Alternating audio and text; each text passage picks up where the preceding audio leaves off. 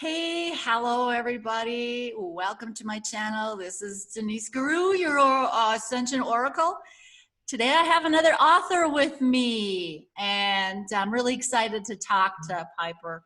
This is Piper Cheyanne, and she just published her first book. And did you bring a copy of your book? Yes. Okay. Hold up that book. Be proud of that book. Well, hold on, because it's one of the things holding up my computer. Oh, is it? You ready? There it is. Oh, the shine and everything. There we go. So I assume that's backwards anyway. No, it's right. It's right. Yeah. So, it's always so exciting. I'm on my fourth published book, and it's just so cool when you get to feel that physical book, that you birthed that book. It's funny because it seems to be more exciting for other people than it is for me. And I'm like, oh, there's the book. And people are like, okay, look, you got it. Oh my, high five and all this stuff. And I'm like, Okay. Well, hey, we all have different reactions, so, but I went through it. I read part of it. I didn't get the whole thing read, I got stuff going on in my life, and my time is. Yeah, but I just wanted to start out for you guys. I think, so many of us, when we go into bookstores or if we're looking for stories or books or self-help books, I think what we should really do is to get a feel for what's in that book, and a feel for what you're going to experience through that book is to actually go in the back of the book and read about the author. And that's the first thing I did, was I went back and I read about Piper. And so I want to start it out by reading it to you guys. Okay. So because this is really cool. So, all right. So from rock and roll musician to Hollywood's film and television industry, from drug addiction and homelessness to spiritual awakening in the wilderness, Piper's extraordinary life has easily encompassed several lifetimes within this one. Boy, do I feel like that sometimes. These experiences culminated in a shift in consciousness that revealed a state of connectedness to all that is, and an open connection to the source of us all. Piper now works as a conduit of universal truth and source consciousness to assist as many as possible in understanding the yearning that lies within the heart of us all. Through writing, videos, her website, and individual work with others, she helps to open up our higher levels, release conflict in our lives, and remember the extraordinary beings that we are, to assist in seeing beyond our perceptions, not into another story, but to leave all stories behind. She was born and raised in California, and she now lives in Wales. So welcome, Piper. Well, what a fascinating bio. So, that's why, I like to see if people actually walked the talk first. Yeah. Because there seems like you have to, don't you? You have to. Just because that way your words are so more authentic, and I think you probably ended up channeling a lot of this book, didn't you? Yeah, a lot of it just, I find that happens when I'm with people, as well, when you ask the questions, the answers just come, and sometimes I'm like, whoa, wow. I was like, wow, that was really, thanks, kind of like, you get that feeling. Yeah, like who said that? You end up just connecting with everything that's there. So yeah. Well, and that's what I did with my first couple books. It was like I was channeling, because a lot of what I was writing about was characters that were actually had crossed over already. So they were channeling, I was channeling through them. So tell us a little bit about your journey to writing this book. What was the catalyst? You've given us really a good hints here, and I'm really fascinating with the awakening in the wilderness, Well, was born and raised in California and lived there for many years, and spent a few years in Texas, came back to California and I was living in Los Angeles and working in the film and television industry, and I was a musician in a band, played bass for most of my life, and drums and guitar and stuff. And I became like a drug addict, in Los Angeles and stuff, which is really popular there. And so I always say I ran away and I moved to a place called Big Sur, which is on the Central Coast in California. And that's really in the wilderness, basically. There's like not much there. You can call it a village, but it's more a collection of like, a few state parks and a few like hotels and restaurants and stuff. But yeah, it's really, when I moved there like wasn't really even any internet there. And, my cell phone would work occasionally. So, but that's when things really began, because when I was in Los Angeles, I literally just one day just heard this voice say, a couple of times, like, and it was literally like I had a pair of headphones on and it just said, Pixar. And I was like, what? And then it said it again. And I'm like, what was that? What did it say? And What did it say? it said Big Sur. Big Sur. Okay. Yeah, and that means the translation of that is the Big South. That's what the Sur is. It's like Spanish for South. Okay. And it's the type of place where if you ever wonder where all the fairies and the gnomes and the elves are, that's where they would be. When you go there, it's one of the most beautiful places in the world. And so I ran away from Los Angeles and I went up there. And that's when things really started coming more. I was like there's like a little teeny little library there, and there was this little video in the corner, and every time I went, I kept seeing that. I'm like, finally, I was like the third or fourth time, I'm like, the hell is that video? With a big sunflower on it. It was this video, it was the Gerson therapy about juicing. So I got into that, and that started to really put my head more above the clouds, and that really helped me a lot. And the books, information, it all began coming and stuff. And at the same time, I was getting off of the drugs because I'd been on heroin, which was exceedingly difficult. I remember reading at the time, less than 1% of people ever get off of it, and I can totally understand that. But it just, there was so much going on that there was just all these cracks begin to appear, in who I was. And I think that with the pain I was in, the physical pain, as well as the, mental and emotional, it just kind of, that was my vehicle. And everyone has their different things, but that was mine that pushed me farther than I ever would have gone before. So Yeah. The raw law of one material, they talk about catalysts. That's where that word catalyst from, all the catalysts that help us to, open to our spiritual self. Do you consider yourself a starseed? No, I don't really define it like that. I find that when we become a spiritual seeker, we start lifting up rocks everywhere. And we have a lot of definitions because we're trying to define what we innately know inside, what we feel. And there's this feeling, like I speak about in my book, when you're born, you see yourself as being one with everything. You're the same as your mother, your father, the sky, the sun, your toys. But about the time you're about a year and a half old, a change happens in the mind, and that's when the ego comes on. Because before that time, you would look in a mirror and, like a dog or a cat, the kid would be like, what are you putting that thing in front of my face for? But about that time, you reach about a year and a half, and suddenly, oh, there's a me. And then that's when time and space is born, because suddenly there's a me and everything else.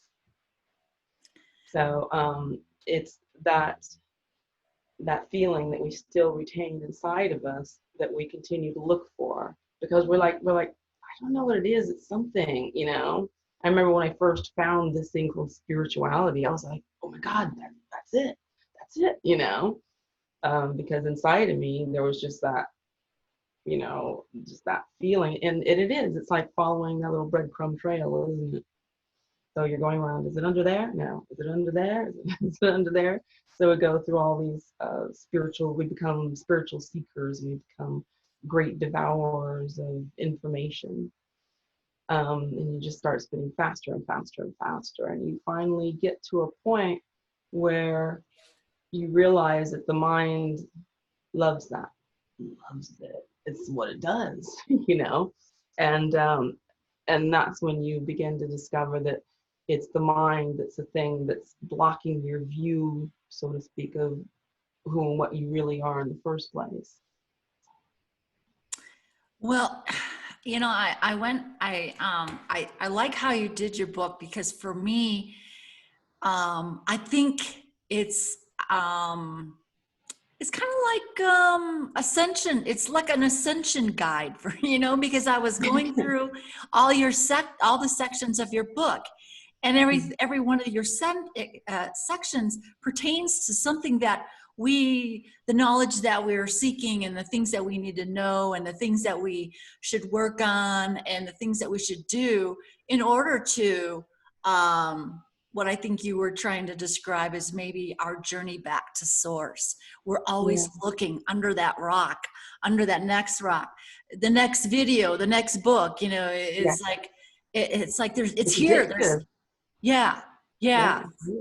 So I just love the way you laid out your book. And I mean, you have sections like about surrender, judgment, worthiness as illusion. I like that. Relationships, why they happen, why they often fail. And then I like how you get to the end there. You get into the behavior, physical illness, healing, and then break on through your entourage. That was really interesting. Beyond imagination, dissolving duality, and which is, I can't even read my own darn writing. And then you go to the shift, but I like how you start with the ego right away. You start with we got to start kind of at the beginning of everything. Right. Right. And I think, don't you see a lot of that happening in, there's so much ego going on in this spiritual community. Well, the ego loves being a spiritual seeker is really when we find out that it's just another uniform, another mask, you know, and the mind loves masks. It has a great time, you know. But yeah, it's just like, you know, it's just another part of the personality, another identification. Now I'm a spiritual seeker, and I was a biker, or now I'm a Red Sox fan, and you know, this is who I am. That's what I do, because there's all these things that we gather. It's like a bird, like gathering like little sticks and little shiny things for its nest. You know, when we're born, when the ego comes on board, we don't know who we are, so we start believing what everyone tells us. You know, you're fat, you're smart, you're dumb, you're clumsy, and we're like, okay, you know, especially when we're younger, we're just downloading everything around us. And then as we go along, we create this thing. Well, what do I like? What do I not like? And you just see, you know, especially teenagers doing this so much. Oh, now I'm a hip hop guy. Hey, dude, you know, and then or whatever, you know, now I'm a deaf person, or whatever people, you know, we go through these phases, you know, the personality tries on different uniforms, you know, and it gets, you know, eventually goes, I'm bored of that one. I'll go to something else. But they're all misidentification, because the ego, it loves to tell you, especially once you become a spiritual seeker, you're almost there. You're almost there. Just one more video, just one more thing. You're almost there. Just keep looking, you know, so that you never actually turn around and ask, well, who's looking in the first place? Yeah. Well, And I think the ego, it keeps us looking outside of ourselves all the time because, Yeah. like you said, we're always trying on these different masks. And, you know, a lot of times when I look back on my life, it's like, oh, that was a different lifetime ago. That was another lifetime ago, you know? Yeah. So it is, like you said, Especially now, isn't it, though? yeah. So it is Yeah. like lifetimes in this lifetime that we're going through. I mean, it is, we talk about ascension, and I've been going through that process since the day I was born. Yeah. Yeah, we all have. And there are you know, individual ascensions, and then there's a collective, and you know, ascension. That's basically what we're here doing. Is, you know, Buddhism always talks about the monkey mind. You know, so we each have our monkey, and we're here. What we're really here to do is to upgrade the monkey.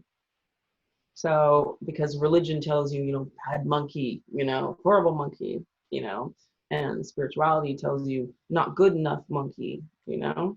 So, it's just, but because the mind only has a limited operating system, and it's difficult to update it because you can't make the brain bigger, because then basically you can't fit through the birth canal. So, we're really here to try and help the human collective to upgrade, you know, through this ascension process, and to take it from a fear base more to love base, and, you know, really open its eyes.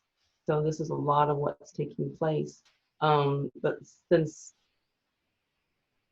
you know, it's so to evolve here, I mean, this is where the game is. This is where the fun is. Everyone, and this is one of the biggest problems, I will say, with the spirituality, and what's being shared, because there's a massive amount of misinformation being shared now. And when you look back, you can find that these all come from kind of these same little places, and then everyone just assumes they're true. You know, we believe in the crystalline human being. We believe in 5D, but 5D is just a concept. It's actually another matrix concept. So, because why just go to 5D when you could go anywhere? Why would you limit yourself? Why would you even limit yourself to a body? Because then there's always, you're still in duality, right? Even if you got this beautiful light being body, well, there's still a separation between you and whatever. You're still, people think when they die, they get out of the mind, but you're still in mind. There's just many layers of mind.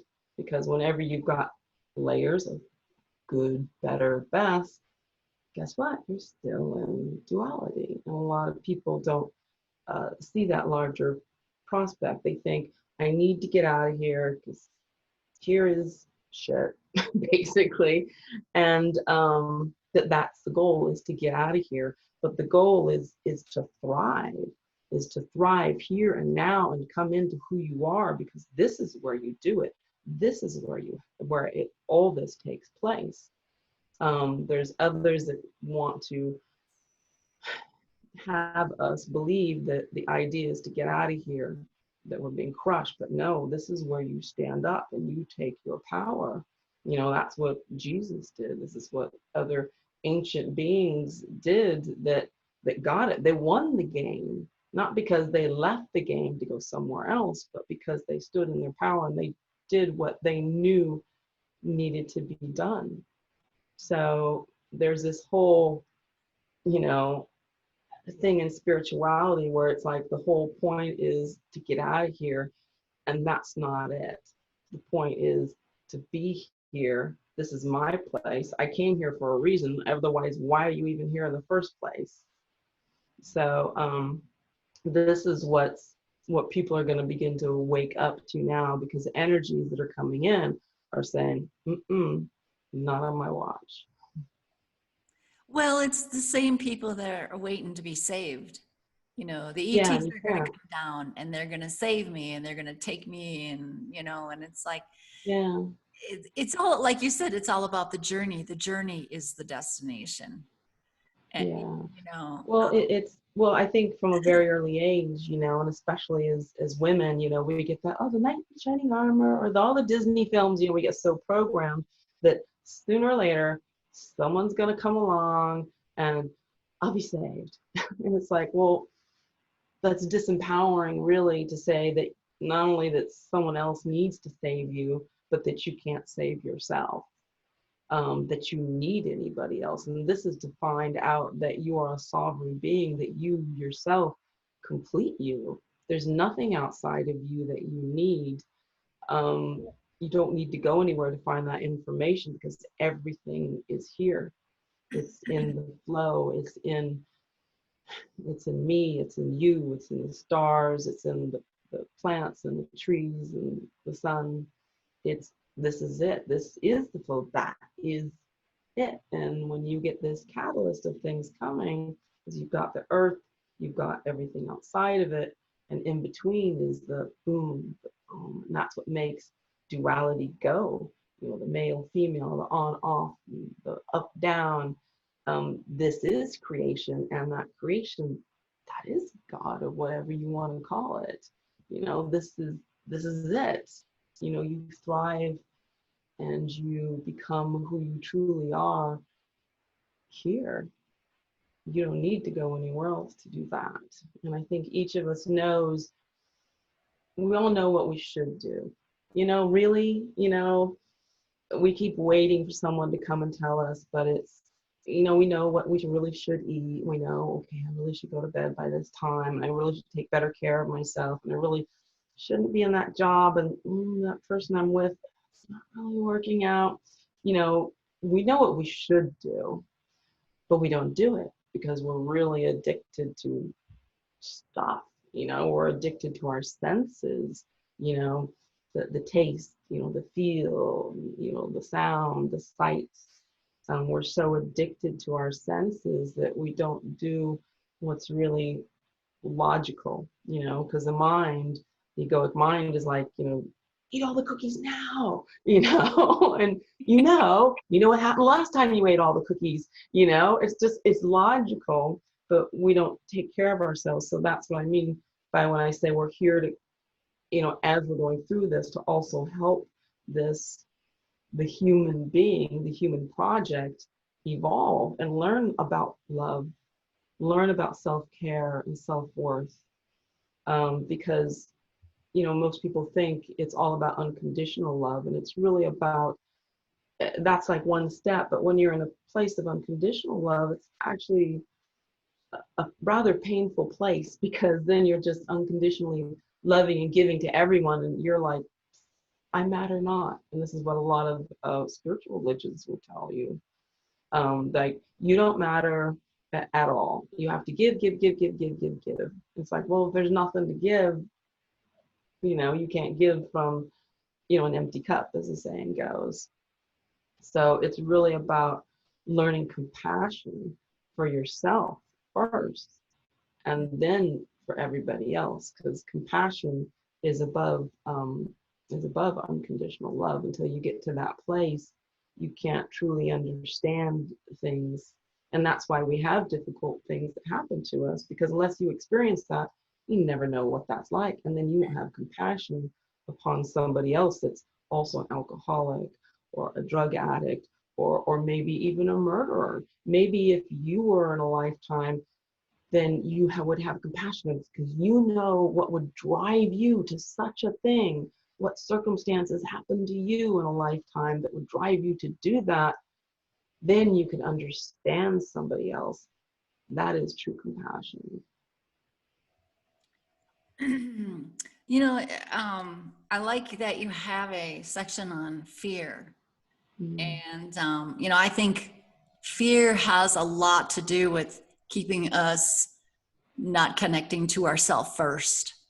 And Mm. fear can, you know, fear can really interfere with compassion, because, you know, we're herd animals, you know, Mm. we want Yeah. to do what everybody else is doing, and we want to say the same things everybody else is saying. And so for us to look inside of ourselves and get rid of all those masks, we first have to It's get like, rid of that nah.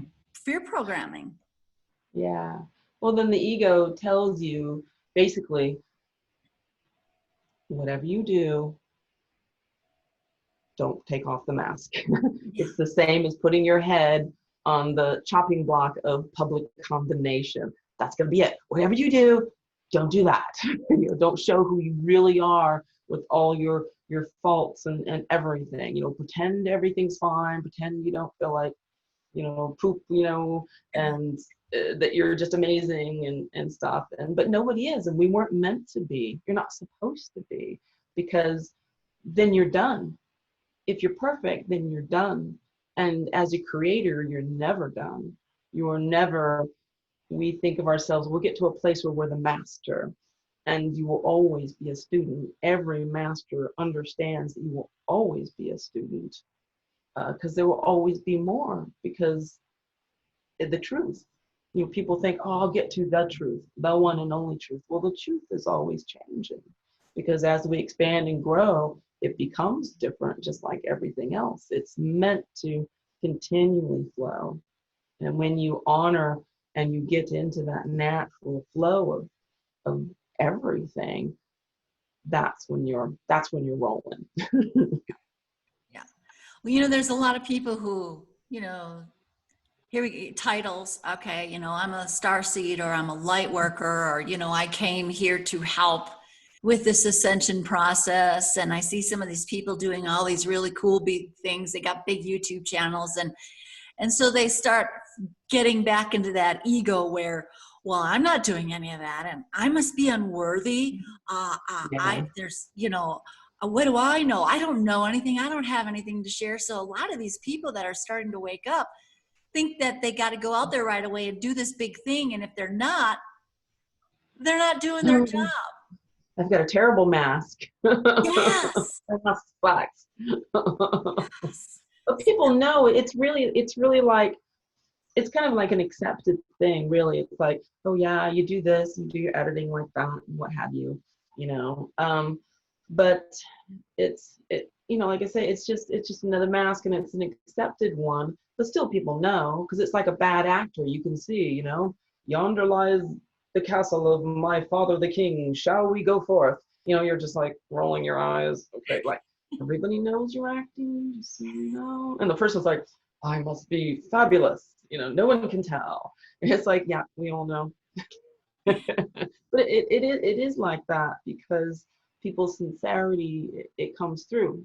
And we know, because it speaks to our heart.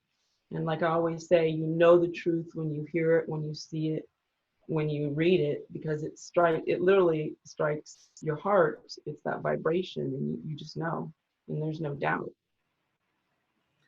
So who do you think you were talking to? You know, when we write a book, it's like, okay, you need to know who your audience is. Who do you think that you were connecting with when you wrote your book? You know, I didn't worry about that at all. I just knew it had to be written, and I never thought about, you know, boy, you know, I'm going to be, you know, an author someday, and I'm going to write a book. I never thought that at all.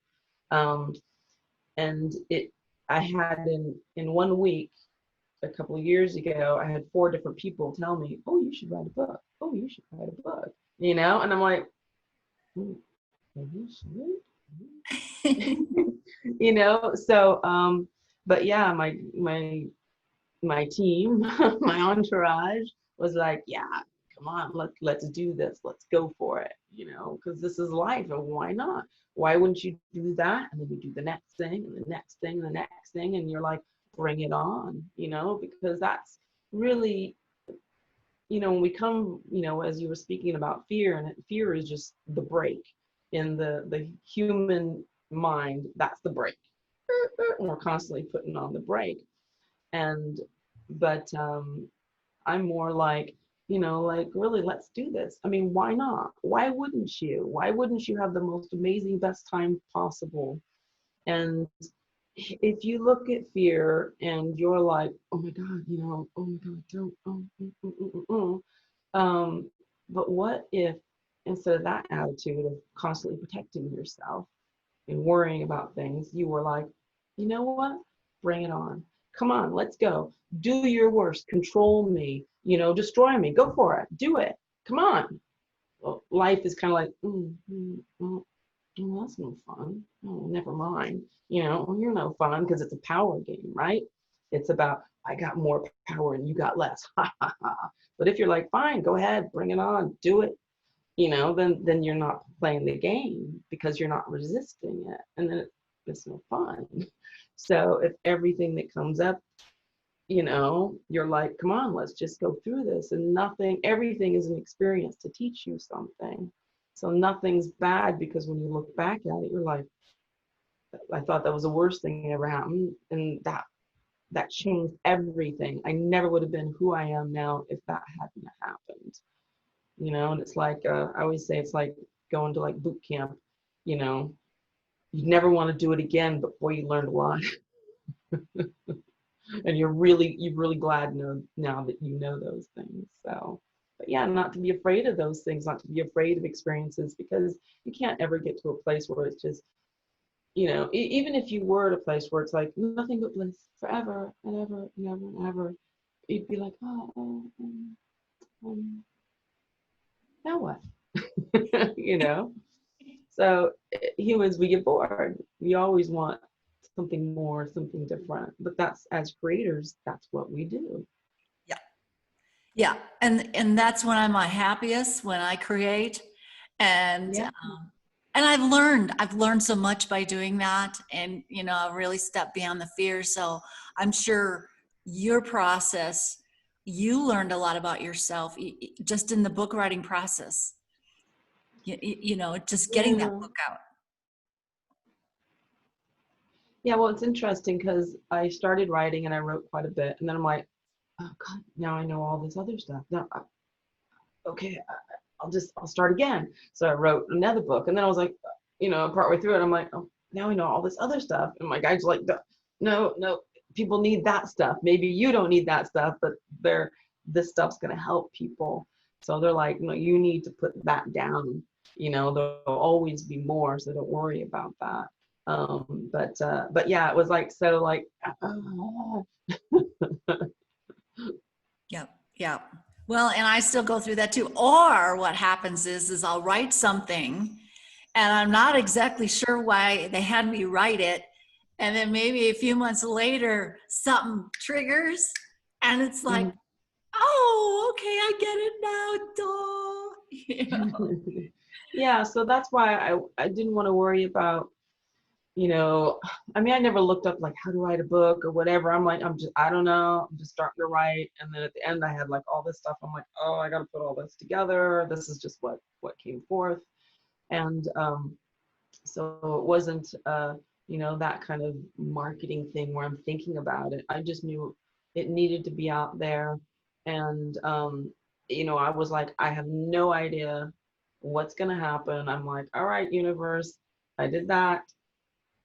You know, just, it's like when I do like the quantum healing hypnosis technique, I'm like, bring me the people I can help, you know, because that's the most important thing. It doesn't matter if it's big, it doesn't matter if it's small. If it gets to the people that need it, that's all that needs to happen.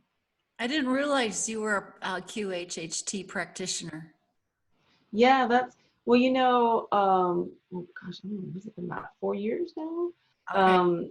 Because I'd never, you know, I'm like in spirituality and stuff. I'm like, oh, so what am I gonna do? You know, I'm like, well, I didn't want to keep working regular jobs and stuff. And I'm like, I need to do something, but nothing attracted me. You know, I was like, they were nice, but a lot of things to me were kind of like a massage. They were great while they happened, but the next day you were still you.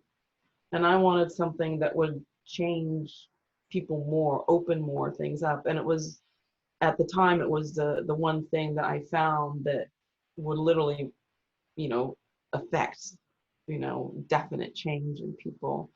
And it's interesting because it's been like the last 2 years. I don't do it as much as I did before, but for the last like 2 years, basically, those sessions changed massively. And I found all the people that were coming to me, I realized suddenly, I'm like, all these people, they're like almost every one of them is clairaudient or clairvoyant, mostly clairaudient. So there was a trend. I'm like, I finally got it. I'm like, okay, I need to help those people be in place so they can help more.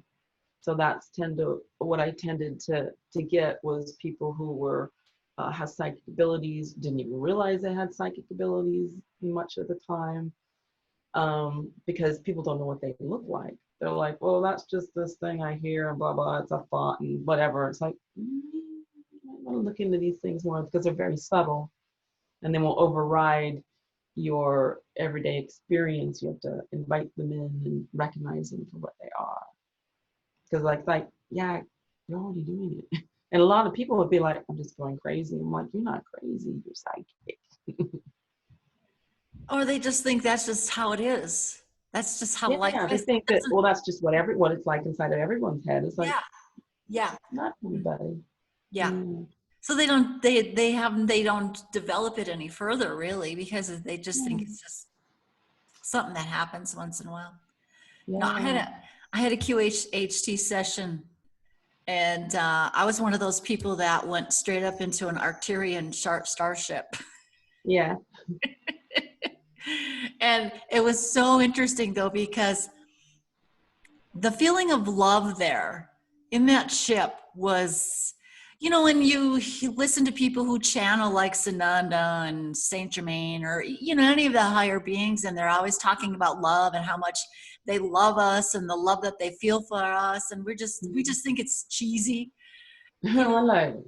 We're Yeah. like, I don't even know what you're talking Yeah. about. Yeah. Yeah, and it's like you don't understand it in this 3D perspective. It's not anywhere near what it is up in the higher perspective. So I just cried through most of that session because of that feeling of love. But Well, it's interesting because there's a lot about the physicality of the human being that I've found out since I've been here, because I've gone through the drug addiction and then it left my body in a depleted state. So that's why I started the juicing, and I eventually got into raw food, for quite a while, and, went through these stages, but I was always learning new things. And it's one of those other things, you're following the breadcrumb trail. And what I eventually found out was that it's really like the serotonin, that gives us the expanded awareness, because your serotonin, that gives you a sense of empathy. There was a study done by MIT. Actually, they did a couple of studies on this thing. It's a probiotic. It's called Lactobacillus reuteri, REU or RUETRI. And they did like a study on mice, and they found out that it had like all these profound changes upon them. I mean, their coats became really thick and luxurious. They all, like, the males got more baby, and the females were like more pretty, and this, like, everything, like, even if they put them on like basically like a fast food, mouse diet, they still became way slimmer. Just like everything changed about them. But they found out in humans that your sense of empathy changes, that it actually produces the serotonin, and it produces oxytocin in the body, and just like massive list of things that it does for a person.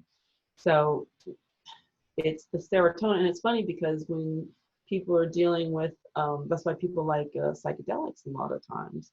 It's because it's a serotonin producer, basically. It activates that. And that's, your, like your self-love, your empathy, your connectedness to everything. And what's interesting is that in around the 1960s, about 20 to 30% of people had some of it in their gut, had the Lactobacillus reuteri, but now it's about 10%. But every animal species has it in abundance and has their own type. So, and that's what gives them the connectedness and to all things that we are lacking. So there's these earth-based probiotics that connect us, because this is the earth. This is made out of, you know, the minerals and everything, all the elements. And it only runs as good as what you put in it, because that's what it's reproducing itself out of. So when these things, you know, in our diets, you know, last 70 years or more have changed dramatically, and it's changed our connectedness and our feelings of peace, and contentment, um, and all these ways, and that's really the gut. So, you know, part of what I do is I help people, you know, understand that and see that. Just because I've been through it myself and I've learned so much about it, I know what works, and people need to physically upgrade themselves because we feel so bad. Then when you feel bad, you reach for more bad feeling things. And it's like, you know, we need to do the opposite. So yeah, we need to learn how to take care of ourselves, really.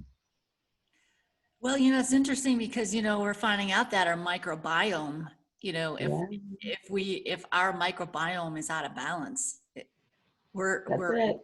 Well, yeah, this is when disease comes in, but yeah. it's not just physical body, because you've got your brain, and that breaks down is just like the physical body does. And we tend to think that the physical body can take, I mean, it's pretty amazing. It's pretty freaking amazing, really, the physical body and what it can endure. But there is a limit, and there's a falling off the cliff point, and you get all these things, and people are like, oh, well, it's just, you know, high blood pressure, or it's just diabetes, or it's, you know, IBS, you know, or whatever. It's like, well, it's a system-wide thing. You're just busting the gasket, you know, or blowing a pipe here or there. And it's always driven me a bit crazy about how they're like, oh, you've got GERD, or um, uh, celiac disease, or, you know, IBS, and all these things. I'm like, well, it's one big tube, isn't it? I'm like, it's all connected. If there's inflammation in one part, there's inflammation in the rest of it. You know, it's not like, oh, if I just cut off my big toe, then, you know, then that'll be fine. It's like, and you have to treat it that way. It's a whole system, you know, and if it took a while to get there, it's going to take a little bit to get back. But if you got there, there's always a road back. And that's what drives me nuts, and with the, you know, allopathic, you know, typical medical society, is that they're like, no, that's just it, you just have to live with it, you know. And I'm like, you know, there's all these pamphlets how to live with, you know, all these different things, and I'm like, well, you know, if you got there, you can get back. It's a decision you make, and it's a decision every person has to make, that they're not going to wait for someone else to come and do those things for us, you know, whether it's to love you, to take care of you.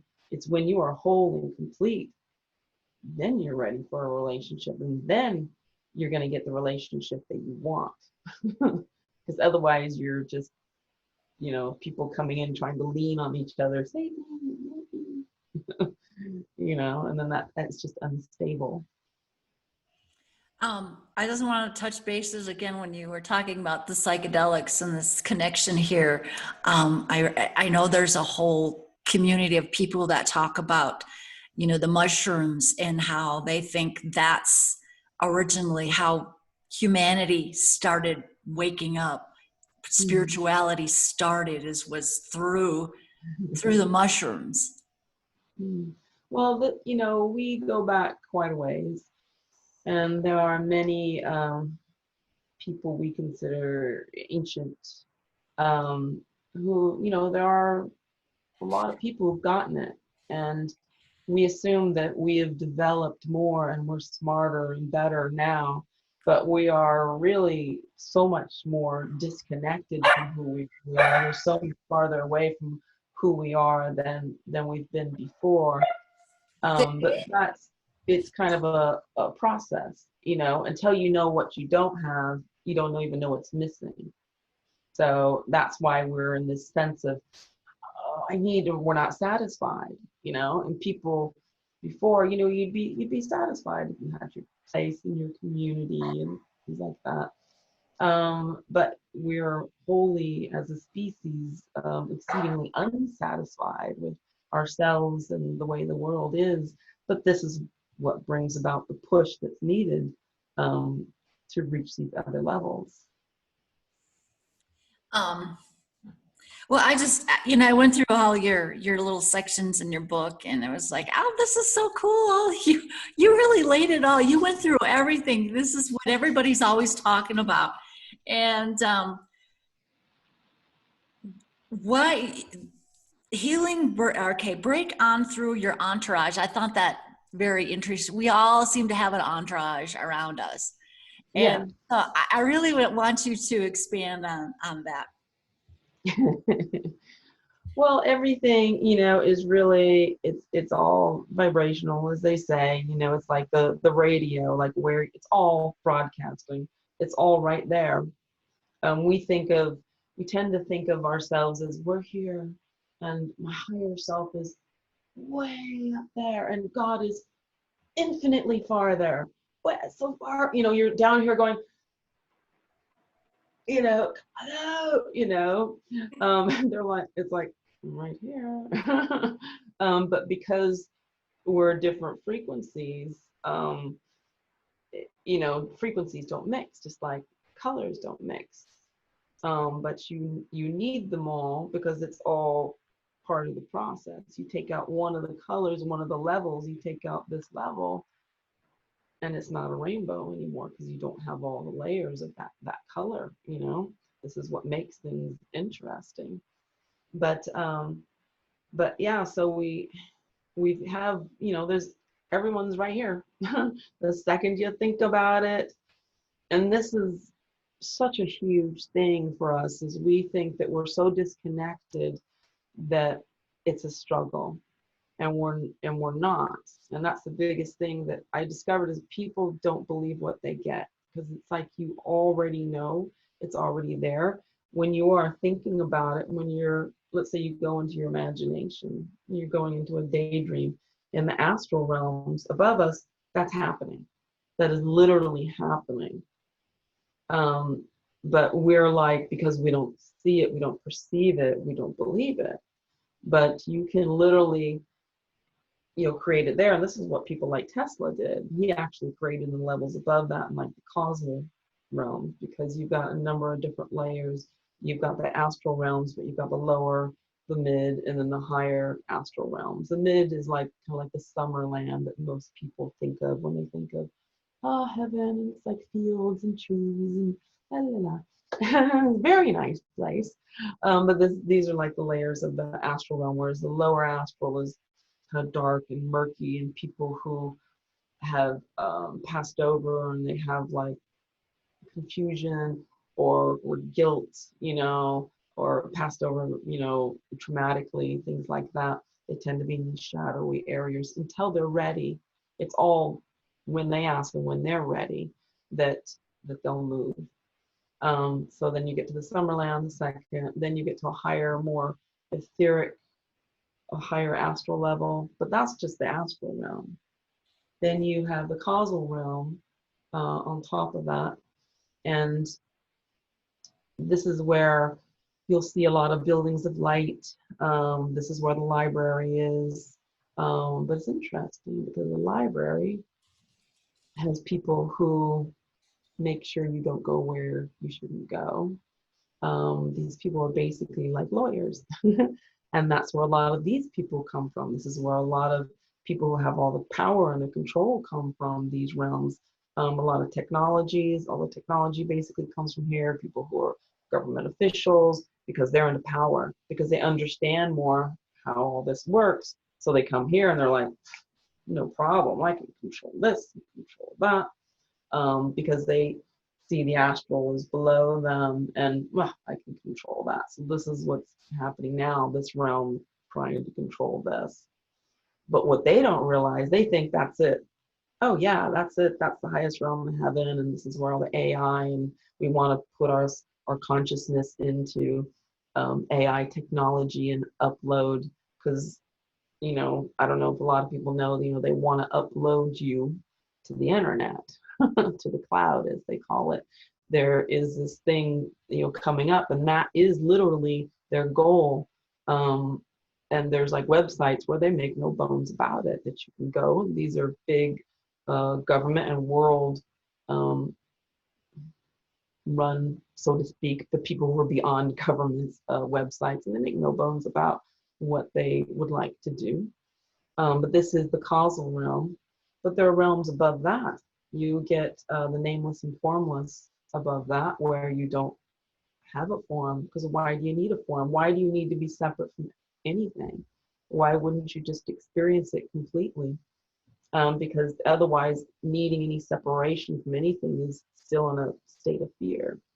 And all these levels have gods, they have reincarnation. But when you get to this level, the nameless and formless, this is where the ETs are. This is where people who don't, staying out of that game, they're staying above that, are coming from. But there are levels beyond that, So there's there's so much going on, but right now this causal world is coming in, but there are other levels above that see what's going on. They're like, time to change some things here. So you do get a lot of levels, but and there are people, your guides. So you'll have guides from different levels, and when you go and you have your guides, a lot of times, you'll ask a question, they'll be like, I don't know, let me go ask. And they'll be asking somebody else that does know on another level. But it's all, depending, this is where, in the lower levels is where a lot of the angels hang out, because they're closer here to help us. It's easier to help us. But yeah, so you'll have guides, you'll have beings that will help you from all levels. A lot of times people you've connected, beings you've connected with before that you resonate with, but it's all happening, same place, same time. And it's not, they look at this and, like the archangels are like, they think we're amazing. They think we're absolutely amazing. That we could come here and do what we do. It's just like, wow. We think that of all these other things, but it's tough here. It's tough to come here and do this. Is like, wow, you go away with the t-shirt and the badge type thing. Because it's not one of the easiest places. But yeah, we have a lot of backup, a lot of help, and you just have to know that, and you just have to go with it. Because that was the hardest thing for me. I'm like, how do I know? How do I know? Just pretend that's just the way it is. The more you believe in it, the more you will see the evidence of it. I call them my A-team. My A. Well, there's so many of them. And, so when you sit down and do your meditation or whatever you're working on, and by the time you get done talking to all of them or calling them all in, it's like, okay, time is going by here. So I just call them my A-team. Yeah. Covers the Ascended Masters, the Archangels. And I work with a couple dragons. And yeah. Well, you got any dragons in Wales? Well, yes. Yeah, they tend to be more. What's really interesting now, though, is that the elementals have been coming up very much in the last year, because these worlds have been like, out of phase, really. They used to be more in phase with us, but now they're had been out of phase. But now, since the energy has gotten high enough here that it's more comfortable for them to come in. And I'm telling you, everyone wants to help now. Of course, you always want to work with benevolent, helpful ones if you're going to go into that. But yeah, the elemental kingdom is here. A lot of celebrities. Boy, oh boy, a lot of celebrities coming in, because they knew, being in Hollywood, which is what happened to me, that you go there because so many people in the world think, if only I was there, if only I was in California, if only I had money, was a movie star or a producer or whatever you want to say. And then I'd be happy. Then I'd be happy. And you find out, no, those people aren't happy either. They've got the mask on, the song and dance, the duck and dive. but they're all also wearing masks, pretending everything's great, and then people believe that. Oh wow, you're great. But you know, yeah, it's just. Yeah, but this is what you find out, and that's why so many celebrities are coming through now. And I get them all the time. They want to talk to me all the time. You know, and I'm just like, oh. But yeah, they want to help. They want to come through, especially people. Robin Williams has been coming through very strong because of what he went through, and he knows that wasn't it. Hollywood wasn't it, and he wants to tell people, no, it's you. It's you. You're the star of this show. You're your own star in your own play, and you can do and be whatever you want. You know, why limit yourself? Why would you? Why wouldn't you have the best time possible? Well, But yeah, lots of them coming through. just like past musicians. I mean, because you were in a rock band. I mean, like Jim Morrison. Um, Yeah, yeah. you know, Prince. Mm-hmm. You know, there's so many of those. I mean, even Freddie Mercury. You Yes. know, it's like you He look at. was one, yeah, he came through, started coming through to me about a year ago. And because I got into a place where he's like, you need to be out there. Girl, you need to be out there. And he wants people like, no, like this, like this. It's you in this world. Be there, you know, fearless, do it. And that he's really like anyone that's ready, you know, like, come on, he's like, come on, you know, you can do this. Mark Bolan came through as well, and it took me a little while to get it, but you start recognizing it because suddenly you're like, I like saw like this dinosaur, you know, T-Rex, right? I saw a Tyrannosaurus Rex. Oh, And okay. then, you know, and it happened 4 times in a day. And the last time it was a Tyrannosaurus Rex with a guitar on a card. I turned around at a grocery store and there was a card there. And then it struck me, oh, Mark Bolan, okay, this is what I'm seeing. Because they're trying to tell you, and that, Yes. you know, so if you keep seeing something, wait a minute, why am I suddenly seeing this? Why is it suddenly coming up like all the time? You Yeah. know, and then you get it, oh, okay, so and so is, you know, they're like, hey, you know, because yeah, they are anxious to help people, as are so many levels, many levels. Well, we really need the help now more than ever, I think, you know, because it just feels like, you know, I learned about the shift, that was the word we used back in the 90s. Yeah. And, you know, I learned about it through my horses. And so it's just, it's just been a fascinating journey. And, you know, if back then it's like, well, then let's get it over with right now. Let's be there right now, be there right now. But that doesn't serve us. Like you said, we have to do the work. We have to take the journey. Yeah, well, you know, if you went all the way very quickly, basically the wheels would fall off. And you know, we say we want change, but in reality, most of humanity doesn't really like it. They want everyone else to change. I'm fine. There's nothing Yeah. wrong with me. It's all of you. Yeah. It's the world and everyone out there and all that. That needs to change. It's like, well, and that's the interesting thing about all of this is that it's not, you know, because there's been so much um, you know, so many people speaking of, you know, the wave coming, and or aliens are coming, or this is going to happen or that's going to happen, but it doesn't come from the outside in. This evolutionary change is coming from the inside out. So this is why it's been affecting people for years, and they're like, oh my god, stuff's happening, and humanity as a whole like, what are you talking about? It's not happening to me, you know, because it's happening to the people who are ready to go ahead and wanted to. They're like, I want to be better, I want to figure it out, I want to be a better human being, I want to evolve. So it was coming through them, but it literally comes through you into the world, and that's how everything does. And this is how not only this gets here, but this is how love comes in. is how compassion comes in. It comes through us first. And it's really interesting about love, the love that you feel, the love that people long for, which is why so many people long for all the perfect relationship, right? But what happens is you meet someone that ticks all your particular boxes, and then your heart opens.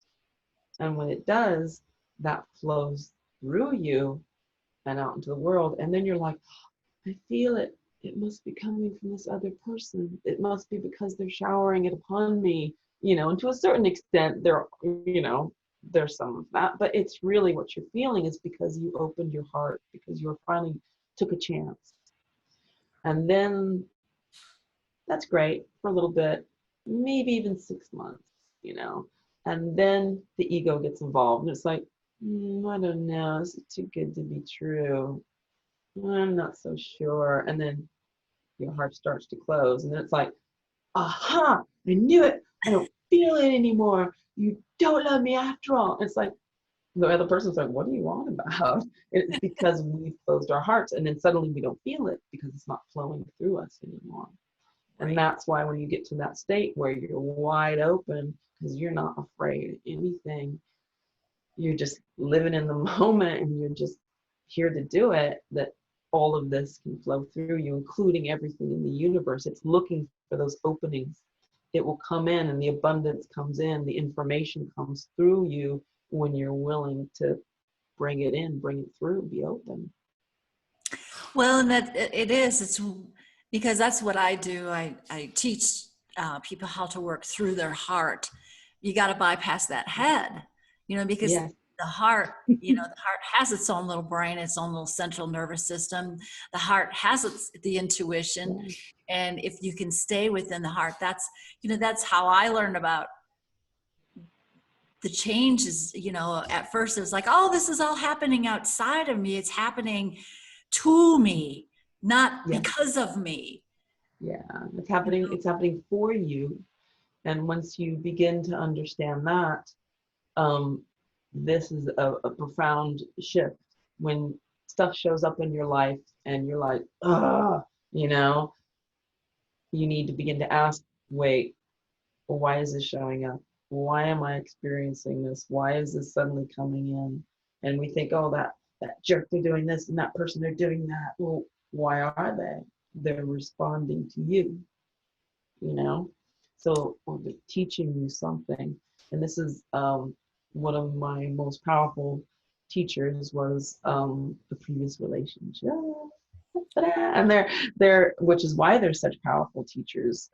Relationships teach us things, because we would put up and deal with things we'd never do for anybody else, but we would do it in a relationship. But what really happened is it taught me about me. Why am I in this relationship? Why did I stay in it?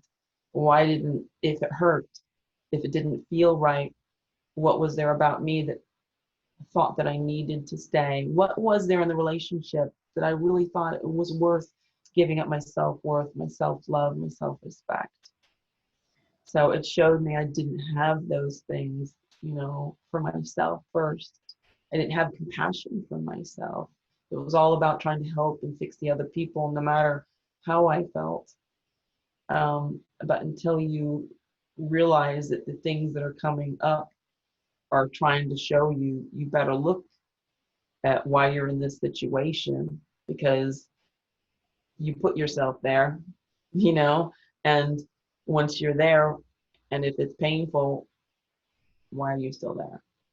If it's not serving you, why are you still there? Why are you staying? And that's, of course, when fear tends to come in. Yeah. But yeah, so it's really getting to the point where you see it right away. You see it right away. You see it right away. And then you get to that place of understanding, and boy, you start growing fast. Things happen quick. Yeah. Well, and I think too, a lot of times these relationships, we're trying to change that other person when really we're supposed to be working on ourselves. And I do that with my husband for a long time. It's like, I'm trying to wake you up. I'm trying to wake you up. And the more I try to wake him up, the more he resists me. Yeah. So stop it and just do your thing, Denise. Work on yourself. And because you're just projecting on him anyways. And so when Mhm. I stopped doing all of that and just living my life and trying to really work on myself and work through the heart, it just naturally spilled over to him. Yeah, because what happens is these things become like a tug of war, you know? And once we drop the rope, can't have a battle anymore. No more tug of war because you're not pushing against anything. And everyone comes in with their trajectory, basically. I'm coming in, get born, and then this happens, and then that happens, and that, and that, and that, and that, and that, and that, and then I'll get it. But I can't get it until all these things happen before. And we come in and we're like, no, get it now, get it now, get it now, get it now, and but they resent it. People resent it. So if someone gets into a relationship with you and be like, oh, I'm crazy about you. I think you're wonderful. I love you so much. Let's get married. There's just a few things I need to change about Change. you. You're like, well, you just take me. I'll change him when I'm ready to change him. If I want to change him, you either love me the way I am or you don't. So it's like a backhanded, compliment, as they say. When you're like, you don't accept a person the way they are, because that's just who they are, and they'll change way faster if you let them just be who they are. And that was a big lesson for me, to not try and control. What do you mean you want to go to a concert without me? Yeah. You know, how do I know? Or what do you mean you want to go out with your buddies? You Yeah. know, yeah, or what have you. But I found that once I let them do what they wanted to do, they were like, whew. And even if it was like, I'm doing things I really didn't want them to do. Like, I'm not really okay with someone in a relationship. Once I just gave them the freedom to go ahead and do it, then they did it, and they were like, nah, I didn't really like that, or and then they went through it so fast. But if I had said no, whoo, then I was the bad guy. They need to, like, it's like when you're a little kid, whatever you do, don't go out, and be after 10, and don't go down to this section. The first thing you do is go, run over, there. And then you're like, ooh, okay, that's Yeah. why we don't do that. But you're here to experience it. You're here to find out for yourself, and no one can tell you those things. You need to have the experiential understanding, because once you have the experiential understanding of it, then no one could be like, oh, it's not having a baby. Yeah, it kind of sounds like, yeah, there's some pain, it's tough. But when you have a baby, you freaking and you will have compassion on somebody that's going through that, because you freaking know what that's like. And it's like that with any other situation. When you've done it yourself, then you learn compassion. And this is such a big thing that we're here to learn. Well, I think that's why you were able to write this book, because you've been there, you've done that, you took that journey. You Yeah. saw all the sides of it. You saw the dark, you saw the light, and so Yeah. yeah, yeah, Well, what's one of the most amazing things is you find out how strong we are, because ever since we've come into this world, each one of us were told, watch out for this, or well, don't do that, or don't do this, or are you okay, or probably depressed, aren't you? You need some medication. There's something wrong. Yeah, you're right. There is something wrong with you, and there's nothing wrong with you. You're absolutely the way you're supposed to be. You're who you're supposed to be. It's all the stuff you've taken on, all this garbage you're carrying around of everyone telling you there's something wrong with you. But there is nothing wrong with you. And you're absolutely perfect with all your perceived faults and pluses. That's the way it's supposed to be, because it's like a diamond, right? It's the imperfections that make it this unique, worthwhile, valuable thing. You get perfect man-made diamonds, and they're not really worth much of anything because they're perfect. mhm. There's nothing very interesting about that. It's like, well, there's a bunch of those. It's the uniqueness of your personal journey, what has made you you. that makes you amazing, and it adds to the whole rainbow of everything in this world. And that's what makes it wonderful. It's our diversity that makes everything go, because the diversity is the rainbow of the cosmos, and we need that. Well, I think that's, that's why Source put all of us out there, and she did not want all of us to come back with the same information. Yeah. Well, it's just boring, isn't it? Then you just got like Yes. duplicates. What's the point? Oh, no, it's fun. It's fun in the diversity, and it's the same like when you get into a big city and there's all these places you can eat at and all this amazing food, and you're like, woohoo, look at all these choices. I could go here and do this and go there and do that. If there was just like, nope, there's just this and there's just this restaurant and that's it. That place you go at night or a club or whatever, that restaurant. That's all there is. It's always the same. Let's all do the same thing, dress the same way. Oh, you'd be like, ah. Well, dear, where can people find your book right now? Well, it is available on Amazon, and it is available in either ebook or paperback. You can also find a link to it on my website, which is just, www.pipercheyenne.com. So either one of those places will work. Great. Well, and I have everything in the description below. So when you go to get the book, it'll be there. That's great. Well, it's been an hour here, and I don't want to keep up your time. So it's been a great chat. Oh, it's so lovely to speak with you. Yes, and I just really want to finish really digging into your book because, there's a lot of things in there. I'm going, oh yeah. It's a freaking experience. It's my experience, and therefore I know it's other people's experience as well. Yes, yeah, and it is. It's more confirmation for us, who's on this journey. It's like, oh, okay, yes. Yeah. My You dog. know. You do know. You don't think you know. You question that you know, but you know. You do, and it is. It's all about going within and doing all that inner work, your own work. You got to find out about you. No one can tell you. Right. You wouldn't even let them. Yeah.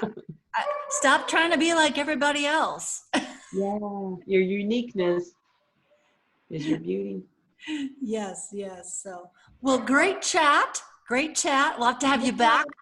And see how it's going. Yeah, I would love that. Yeah. And my dog is going crazy out there. I don't know. She doesn't see anything. She thinks she does. So, okay, Miss Piper, thank you so much for being with us. You're welcome. And I wish you the best on your book. I really do. Thank you very much. Yeah. So, and then you'll do another one. That would be fun. Fun. I think this all goes so fast, there's so much we could talk about. Oh, I know. We could talk for hours. We could take each section and talk for an hour on each section. We might have to do that.